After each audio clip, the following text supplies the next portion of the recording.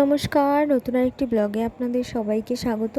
তো আজকে শিবরাত্রি, আর শিবরাত্রির অনেক অনেক শুভেচ্ছা সবাইকে। তো এখন ঘড়িতে 8টা মতো বাজে, আর আমি সকাল সকাল স্নান করে ঘরের পুজো দিয়ে রেডি হয়ে গিয়েছি মন্দিরে পুজো দেওয়ার জন্য।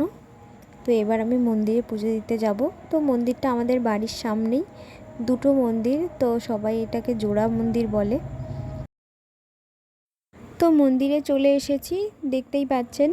আর আজকে মন্দিরে খুব একটা ভিড় নেই, 2-1 করে আসছে, পুজো দিচ্ছে আর চলে যাচ্ছে।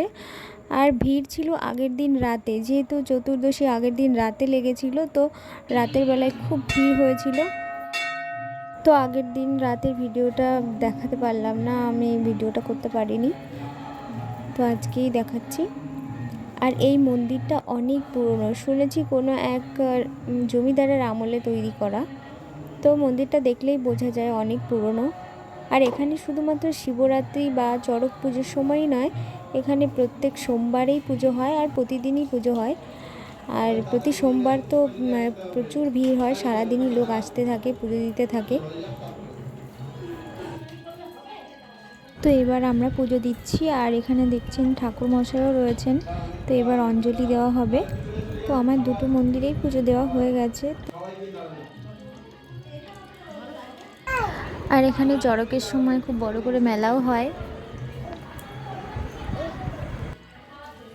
তো এখন যেই মন্দিরটাতে আমি পুজো দিচ্ছি, তো এটা বড় মন্দির, আর এর শিবলিঙ্গটাও দেখতেই পাচ্ছেন কত বড়। আর একটা মন্দির ছোট, আর ওই শিবলিঙ্গটাও ছোট, তো ওটা দেখাতে পারলাম না, অন্য একদিন অন্য একটা ভিডিওতে দেখাবো। তো এবার চলুন বাইরেটা একবার দেখিয়ে দিই মন্দিরটা।